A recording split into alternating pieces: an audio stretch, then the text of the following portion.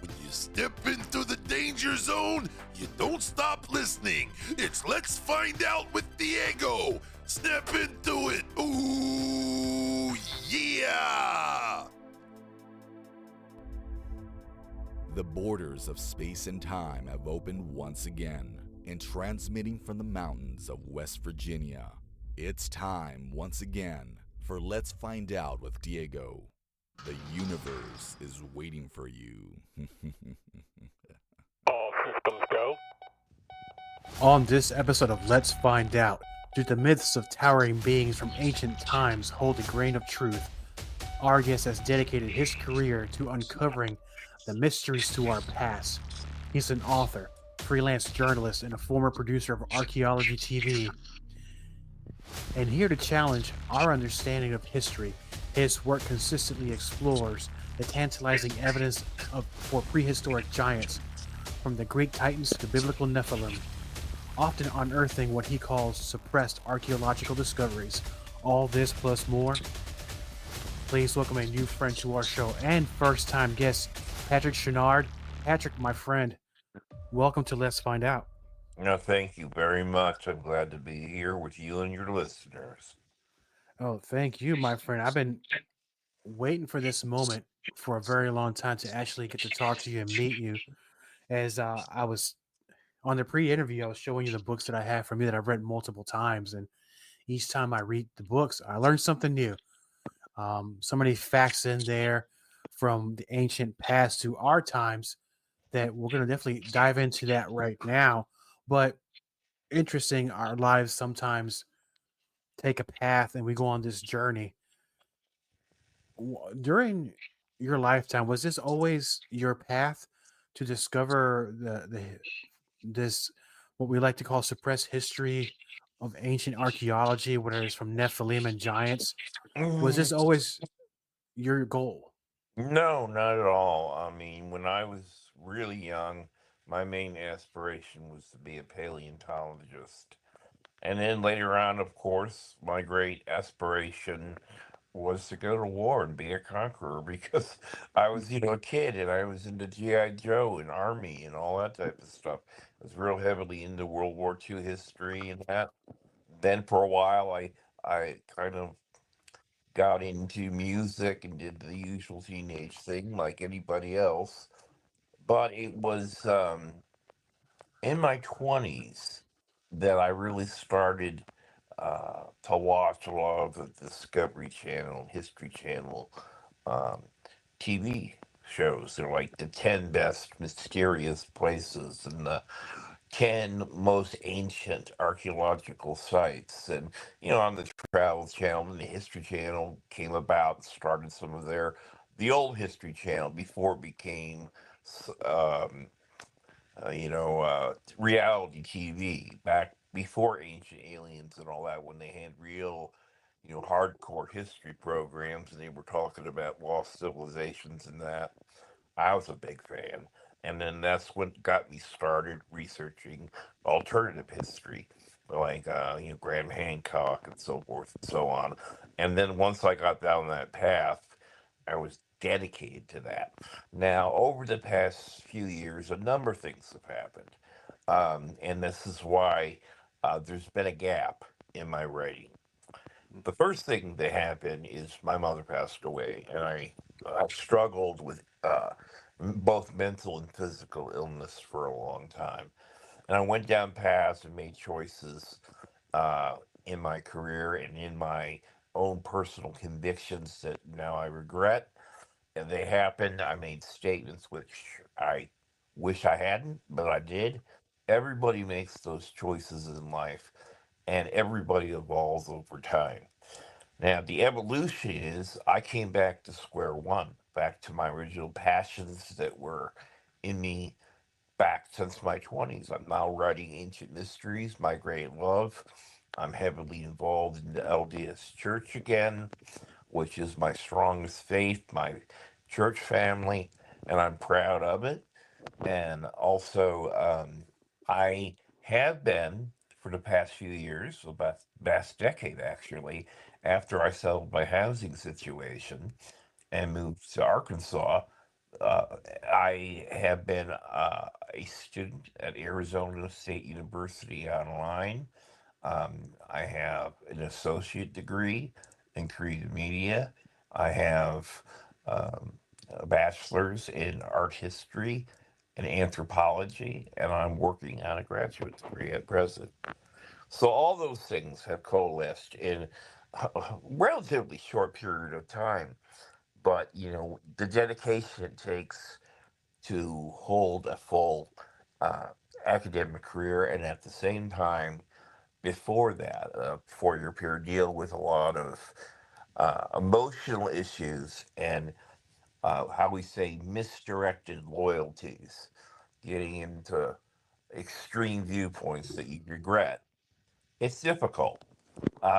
And I'm only really thankful to my own strength and determination and my own faith that allowed me to get back to a productive state that's really working out for me. But I've always had an interest in the unusual, whether it was, uh, Ripley's Believe It or Not, or Charles Fort. I'm not sure you know who that is. No, I Or have not heard. T. Lovecraft. Well, Fort was back in the early 20th century. Was a big guy with parts, out of place artifacts, and he used to talk about, when you like the golden plains of South America, the plains that Giorgio Tsoukalos has pinned to his suit. Stuff Hmm. like that, or the Baghdad battery, or the ancient Sicurian device. Those would be parts, or the uh, the Egyptian temple light bulb. Another example of that. Or there's a in Romania. There's a tin artifact. They don't know exactly what it is, but it's made out of aluminum or something. Which, according to any uh, knowledgeable person, shouldn't be existing 50,000 years ago on Earth. So all these are out of place artifacts. And he didn't just hit on that, he hit on reports of odd lights in the sky, reports of giants. So all that. And as far as Ripley's, believe it or not, you go to any of their museums, you'll see a full scale display of giant bones or giant people. So all that really fascinated me. But I do believe that this whole thing about giants really began with an advanced earthly civilization in which the people who belonged to this civilization were just uniquely tall humans and robust figures, like 6'1" to 7 foot in height, which to the average human being at that time, who might be 5'5", 5'6", these people would be giants. These tall, like a basketball player of today's time who can basically walk under the rim and touch it with its outstretched arm. I mean, that would be a giant to someone who was 5'5" back in that time and not really exposed to many large people. Well, eventually, these people, who I say are kind of Caucasian like, fair skin, maybe with red hair or blonde hair, eventually became defined in the mythology of other peoples as giants. And if you look at so much of the mythology, specifically East Asia, the Pacific America, you see these legends of these giants, fair skinned giants that brought knowledge and culture to their civilizations. And I talk about this in the two books you have there. And like Quetzalcoatl, perfect example. And then you have Amaterasu in Japanese lore, the sun goddess who's radiant and has fair skin and is described as very Nordic like. So you have all these myths and traditions of people preserved throughout China, throughout Africa, and even, of course, Europe and India. They have, the whether it's the Azer or the Olympians or the pantheon of gods in Indian mythology, Hindu. It's there, and the motif of the giant is interlocked with the motif of the god or the goddess. Because if they are gods or goddesses, they're also larger than life. They are gods and they are giants. So that's really what I've become to understand about the giant mythos, the linkage there. So, in a sense, what when we're talking about giants, and it's been your experience and your research, we're talking about a pre-Adamic race, sort of say, of human Yes, beings. yes, most definitely. So it seems though, and going back because you're going back, mentioned earlier, going back to your faith, and back in my church days, where some of these things were not, let's say we were not allowed to talk, but nobody really want to hear about it. You only really heard about these things when different groups of people would have side conversations or have their own Bible studies in their own homes. And I think it was one time where somebody mentioned to me talking about fallen angels, Nephilim, and stuff, and it Yeah, really didn't hit my brain didn't really understand it at that point, because if I'm looking at the at my Bible, I'm like, I'm not really sure what they're talking about. Little did I know, years down the road, I actually discovered. No, I didn't discover it's already there, but the Book of Enoch. yeah, And I think that kind of opened up a lot of the mystery in between, fill up some of the gaps. But the giants you're speaking of are different than, I guess, we're talking about Nephilim and those types, right? yeah.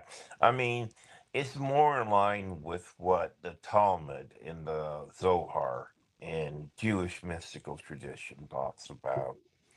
Um, they talk about a pre-Adamic civilizations that lived before there were kings in Israel, and that's a line from the Bible. And it is, the Talmud is really a rabbinical commentary on most of the Bible as well as other aspects that relate to Jewish religion.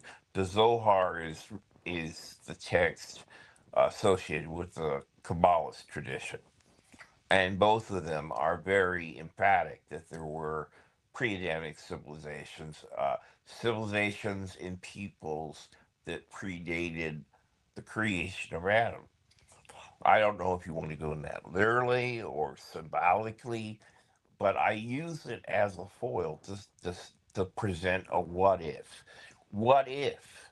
And and that's my main focus is to generate a discussion and to present multiple information across cultures that really make people say, you got to go figure, you got to think beyond the box. And that's basically what I'm trying to do by presenting the possibility that there were civilizations before our own world and I think I was talking a little bit about the LDS faith.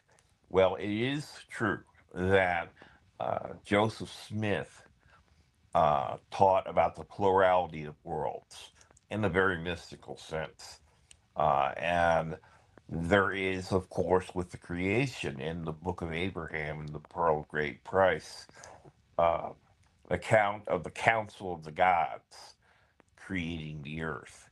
So that sounds almost, I hate to say this, I don't want to, I don't want to box myself in to have a call from the prophet tomorrow, but I would say that that sounds very extraterrestrial in nature, and very very interesting when you look at it from that perspective.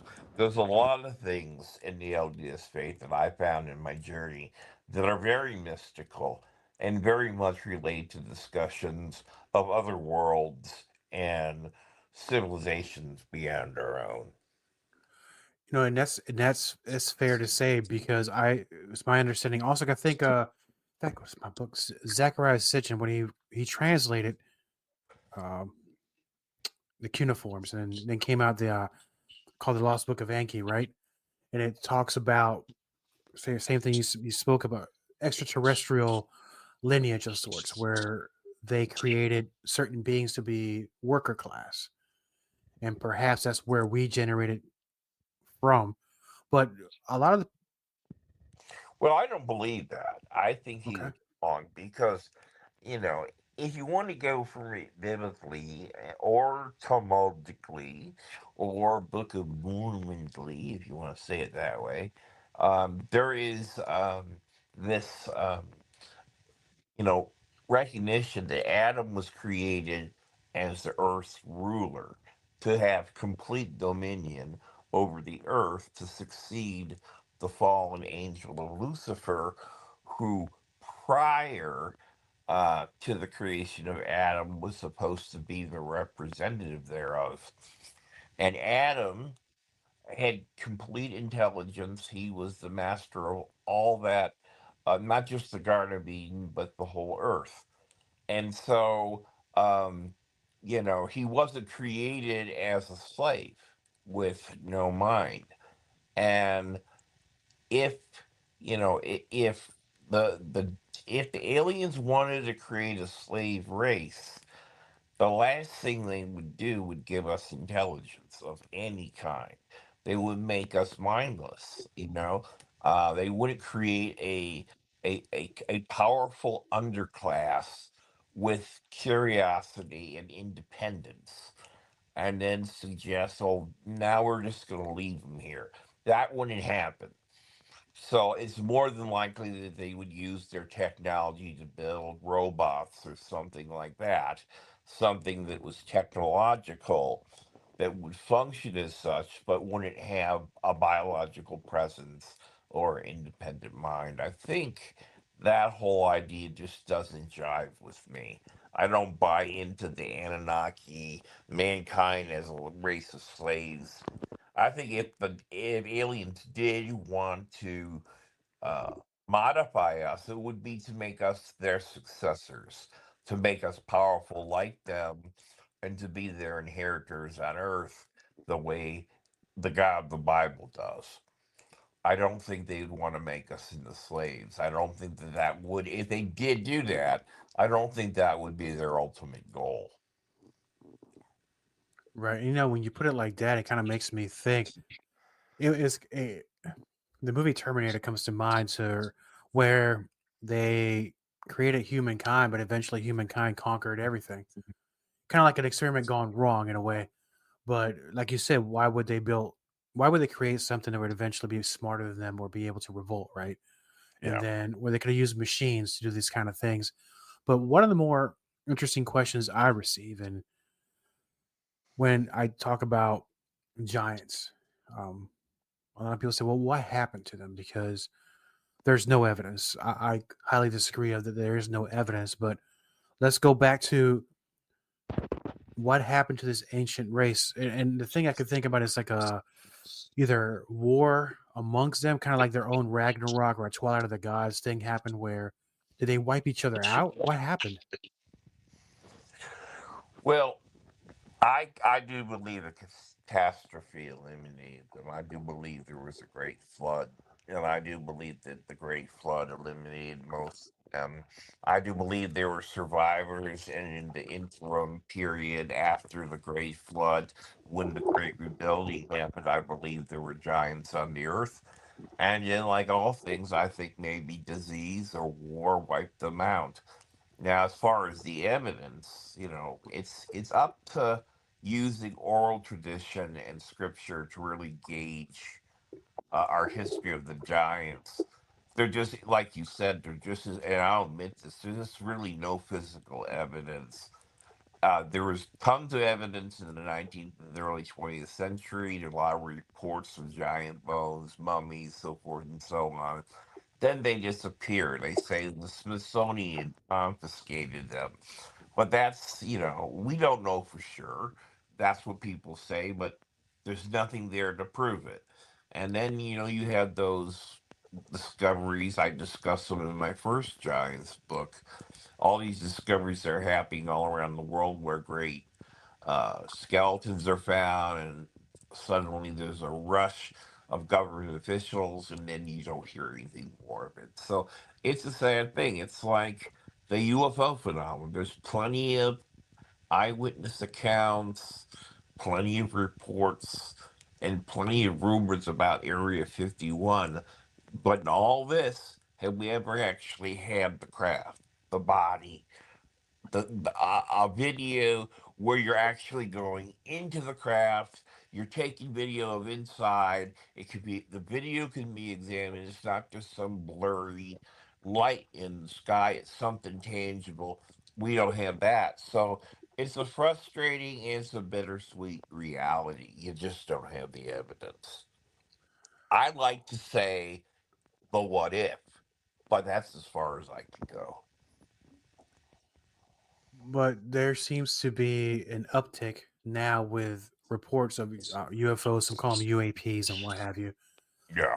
And also, people who have claimed to have been either abducted or experimented on by extraterrestrials. Yeah. So in a sense, do we have to rely on their testimony to, I guess, fill in the gaps? Because, I mean, We have realistically, to get unless rigorous when we get those reports. We can't just take them at face value. I think the logical thing would be to be very rigorous and skeptical too. I don't think we should dismiss them like some scientists do, but I think we should be hesitant to just say, okay, yeah, you said you were abducted, so you were abducted. You don't know for sure. Could be not. same thing with in that same kind of a universe, but reports of sightings of Bigfoot, right? Yeah. And there are people that would say they're more human. Some people say they're more beast. Are these some sort of? And I put this out there sometimes. Is this reports of Bigfoot? Let's say 100% this Bigfoot exists, Sasquatch, Yeti, whatever side of the world they call it something different. Would they be linked to these ancient giants, where are more like a devolved version of them, or is Yeah, this completely I something put different? that out in Lost Race of the Giants and in Giants of Atlantis. Um, there was the gigantic Pithecus, which was a large hominid of giant stature. I mean, he was more than just 7 foot. He was like 15 feet tall, a gigantic ape, just towering above human beings. And he was contemporaneous with ancient humans. And so, yeah, if he survived, then that could be the ancestor of Bigfoot. Bigfoot could be a descendant of him. And he could definitely have gone across the land bridge from Asia to North America and survived in a dense forest. That's more than possible. I'm working on another book called The Cryptid Imperative. And I talk about not only cryptids existing on Earth, but that they are associated, their appearances are associated with uh, certain magnetic forces and guided by certain ley lines across the planet. And these, of course, are linked to UFOs and extraterrestrial forces. So I kind of go all off in this book that I'm planning to do, and but yeah, in a way, I almost buy into the Bigfoot narrative even more so than I buy into the UFO narrative. And I do, to some extent, buy into the UFO narrative because Bigfoot is earthly. He's something tangible. He is a human-like being that just seems so much, almost like you can prove it. And unlike some UFO reports, you have even more evidence with a Bigfoot because you get footprints, fecal material, uh, hair, and then many people have tested this hair, given it a DNA test, and they do come up with it. It's a very unusual DNA signature.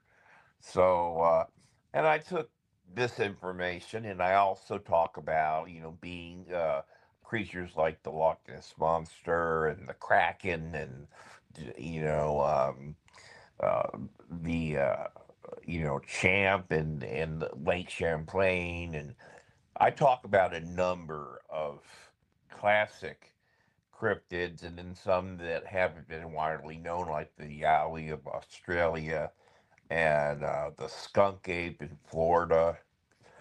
So I talk about that. Now, while we're talking about cryptids, I have a book that came out in April, and it's going to be promoted this October. Haunted Heritage: The European Roots of Halloween. And in it, I have a whole chapter based on the Mothman. And then I also have a whole chapter based on Bigfoot. So it's very interesting, and it talks all about the not just the origins of Halloween from the Celtic aspect, but also talks about Germanic and Slavic roots with similar holidays in those cultures. Talks about pop culture, movies, TV, folklore, things that we would readily identify today as Halloween. We get really into it, talk about the slasher films. It's just a really enjoyable romp around the whole holiday with various things talked about. I just came out with a book called Caucasian Mummies of China: East Asia's Mysterious Forgotten Peoples. And it's available on iBooks and Smashwords and several other platforms. Most of the, and also Barnes and Noble Nook. So if you want to get that book, it's also going to be available on Amazon pretty soon. Which reminds me now, because you mentioned about the mummies, and I might have heard about this.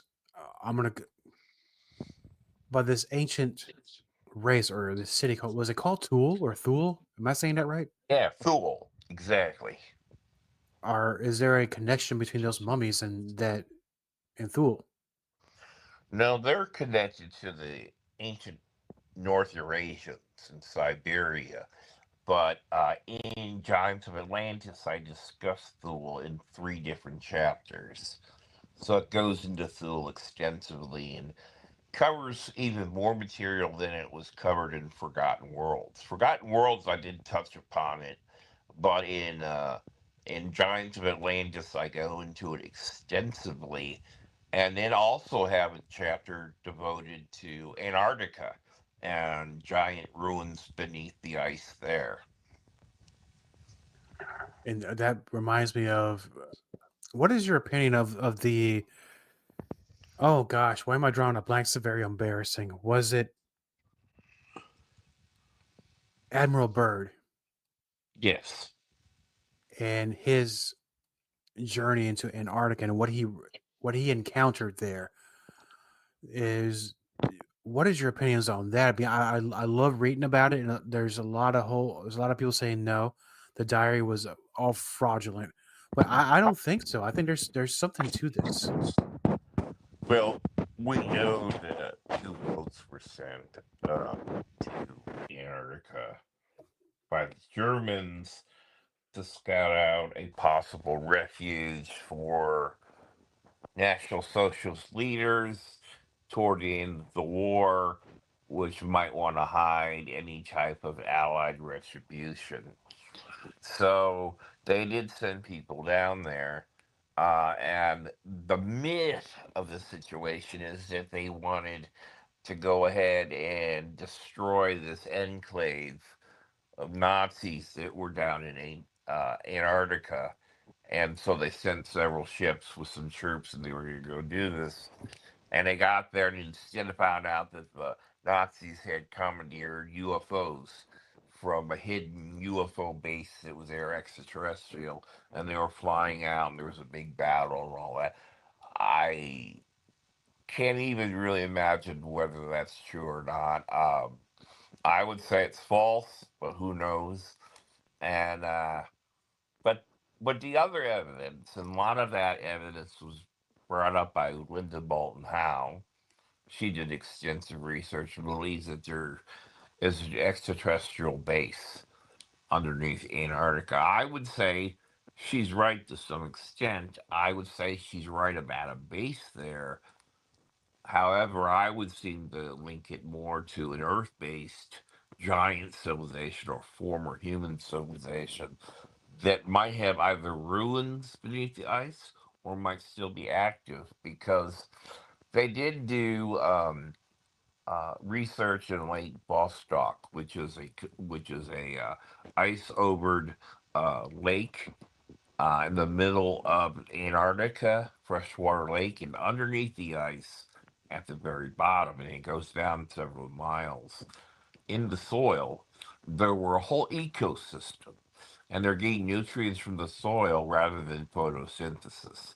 And there's a vast active ecosystem there that, despite this frigid cold and this darkness and lack of sunlight, exists greatly.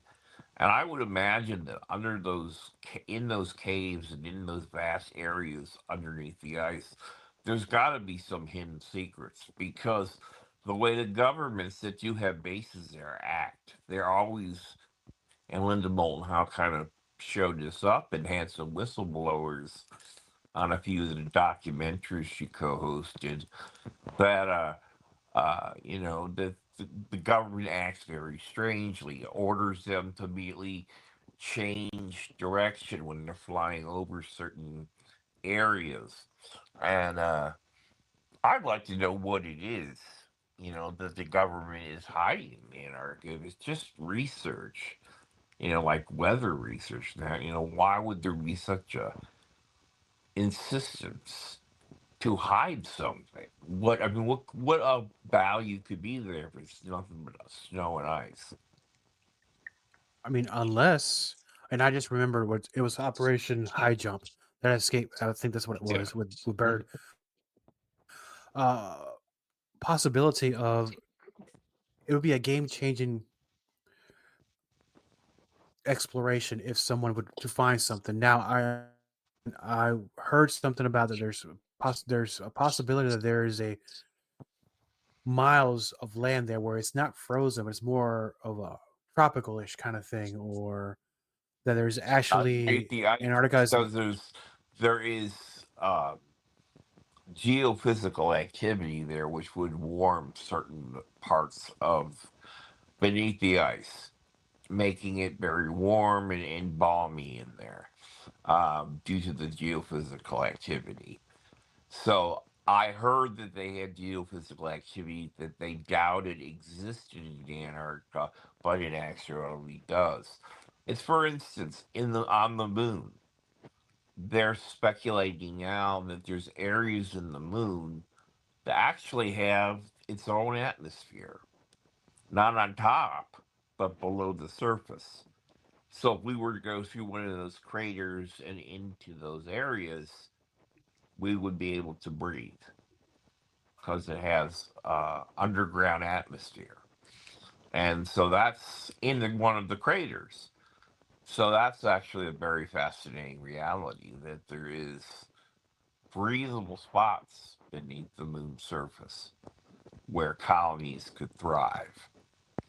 And the same thing could be true in Antarctica. There could be areas beneath the ice where geophysical activity creates a situation where it's much warmer and much more conducive to life, where you're not going to have to be bundled up or facing these freezing temperatures, will be able to live quite comfortably, and that there would be a thriving ecosystem.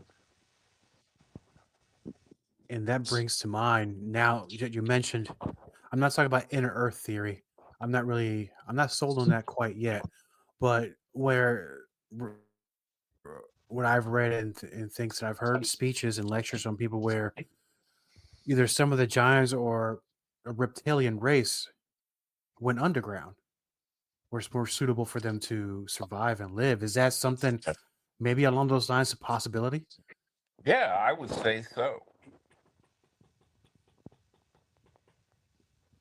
Yeah, I kind of thought the same thing. It would kind of explain a lot of like Bigfoot sightings also, where they can get around the forest and these mountains and then they kind of disappear. my opinion is to use a cave system, not as much portals. I'm not really sold on that quite yet, but I mean, it's all possible. That's what I like about your books. You're throwing out there is the possibility. Here's why it could be possible. And during your studies and research, have you ever had any type of experiences yourself? Have you No, ever seen? haven't. No. I've never. No, I won't say that. There is one thing that I have experienced, and that wasn't a UFO, wasn't a cryptid, but I've had multiple experiences with the paranormal. I used to live in a haunted house when I was a young boy. It was haunted. When they sold us the house, they said there was a presence in the house. And I firmly believe in ghosts. And I've seen and felt things in that house that scared me to death as a young kid. And I've seen apparitions. I felt cold spots. I've been in closets that you just feel this overwhelming presence, and heard things at night, moans and so forth and so on. I got to the point that we all wanted to get the heck out of that house. And now, as years later, did you look into that house or the history of it? What was going on there? Do you know No, we now? never really found out any about any history, and the people who sold us didn't know the history either. The only thing I can say is, and it was an old house. It was built in 1917. I still like the house. I miss it sometimes. It was a very cool looking house. Had a lot of nice features. I had a lot of good times there. Lived there for a few years, and we had a great property there, a huge Olympic-sized pool, a back house which we made into a fake haunted house at Halloween, and invited a whole city basically to come and see. And so we had a lot of fun at that house, a lot of good memories. But at the same time, it was very creepy all the time to be in that house. And it was both pleasurable and very anxiety building. You know, I can definitely see what you're talking about because I've had similar experiences and I've written about it, but it's one of those, people say they don't believe until it happens to them. It's a game changer. And the reason I say that is talking about the subject we're talking about, ancient giants, we're talking about Atlantis, we're talking about lost races, we're talking about cryptids.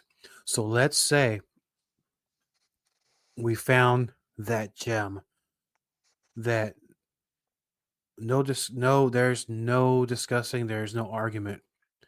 We find the artifact, and the world now knows that there was an ancient civilizations of giants.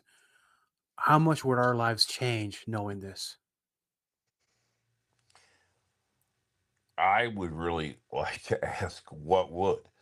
Would we change the society? I think we would just adapt our records and move on the same path that we have been doing.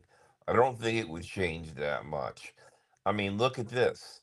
Back in the early 90s, Robert Schoch and John Anthony West were presenting their findings about the Sphinx, that it was far older than Egyptologists had been saying, and it was from a previous civilization.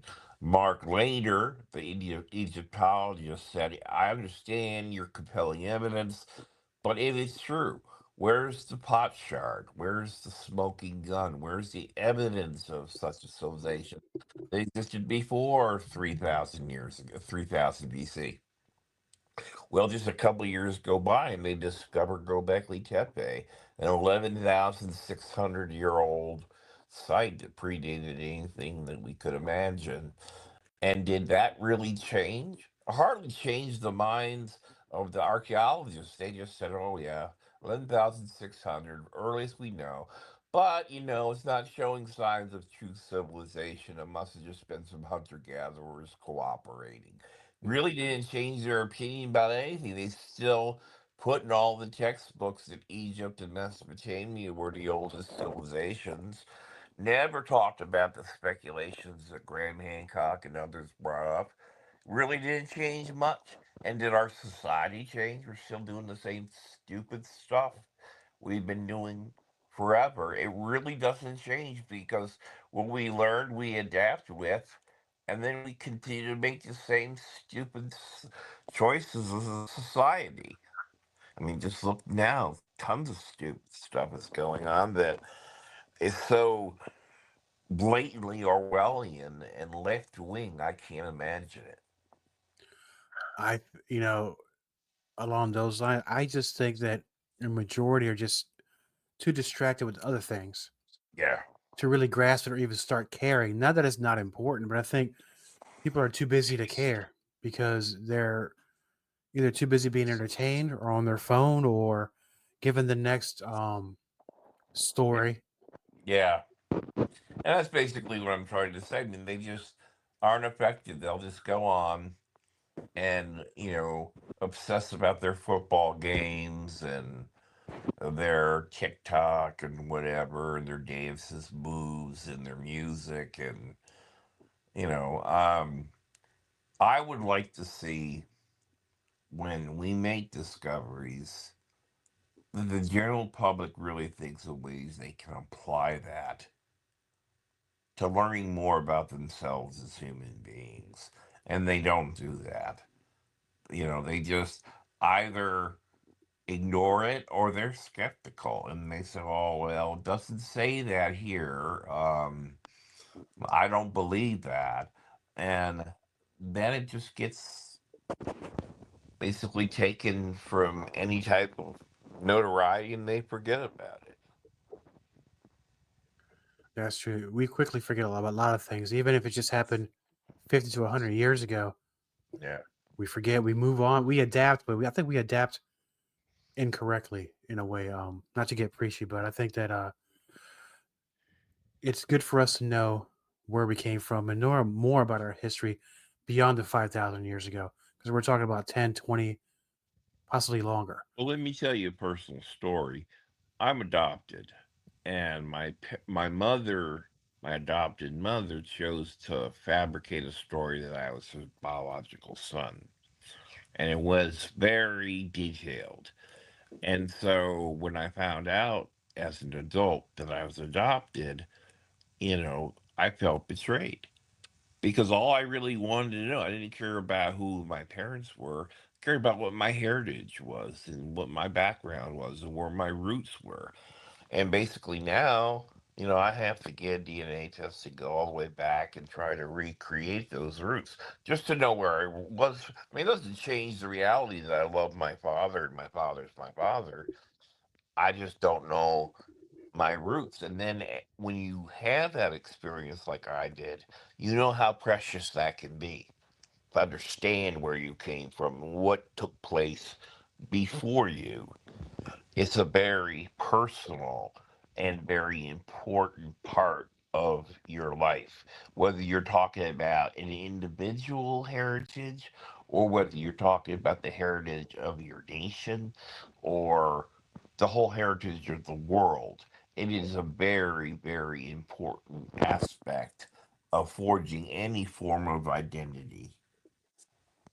You're right about that. I think it's good to learn these things. The type of work that you do is very important. I think it gives us something to look back on, and we might learn some sort of moral lesson from it in a way to not repeat the mistakes that these giants may have done in the past or our forefathers.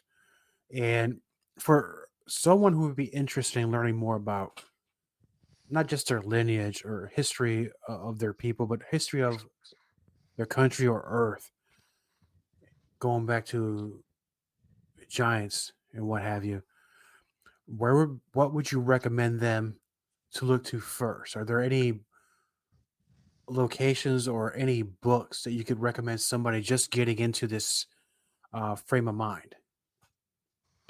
Well, I look into my books definitely, and I have to say that because I wrote them and I want to promote them.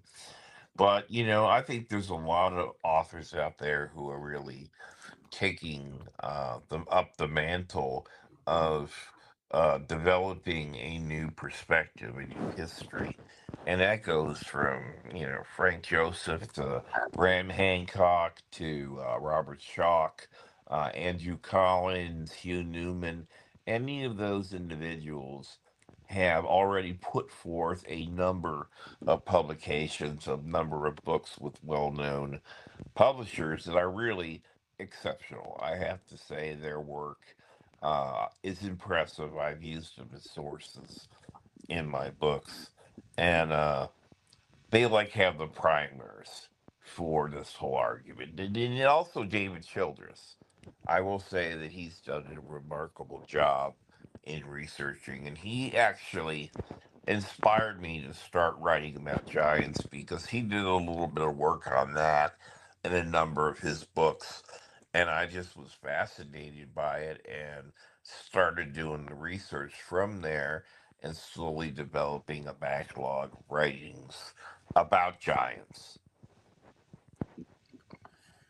And along those lines, are you going to be doing any lectures this year? Are you going to be putting out any videos in order to? Probably not till next year. I'm just Okay. getting ready to relaunch everything and get the books I've developed over the past few years published and get back on my game. Excellent. And now for the listeners of Let's Find Out that want to learn more about you and your books, where can they go find this information? Yeah, go to www.patrickchouinard.com. That's PatrickChouinard.com. Or go to Amazon. I have an author's page there. And go to Patrick Chouinard, do a search there. You should see all my books right there. Excellent. And then I know you mentioned that you're going to be releasing a new book very soon, focusing on some of the cryptids, correct? Yes. And before we go, it's kind of like somebody asks you, who's your favorite football team? So let me ask you this: out of the research that you've done and learned about these cryptids, which one of them stands out the most to you? Which one's the ones that you were? I like the Mothman. Yeah, I'm a big Mothman fan. Yeah, I'm getting to that point too, actually, because I'm in West Virginia, so 5 hours south of here is that Mothman Museum. It's on my bucket list, and they got the statue there. You're supposed to touch the hiney on it for some reason. It's part of the ritual, right? Yeah. Another thing on my bucket list is America's Stonehenge. I really want to go there. Favorite football team is the Tampa Bay Buccaneers. Oh, I think I know why. Yep. Awesome, my friend. But thank you so much for being on Let's Find Out. I've been looking forward to talking to you for many years, and I'm glad I have you on. And if you don't mind, I know that we're more than halfway through 2025, but I want to bring you back. Once you release the book, it's been out for a few months, I like to come back and talk about it and learn more about what other cryptids you're talking about in the book. Is only in the United States. I mean, just there's so many of them. We'll talk about them. Okay, great. I'd love to. Thank you, my friend. Copyright Diego the Podcaster. All content for Let's Find Out is the property of Diego the Podcaster and is served directly from our servers with no modification, redirects, or rehosting. All celebrity impersonators are paid performers. The impersonated celebrities do not endorse or promote any views or opinions expressed by our guests, Diego the Podcaster, or Let's Find Out. The information shared on Let's Find Out with Diego is provided on an as-is basis, with no guarantees of completeness, accuracy, usefulness, or timeliness.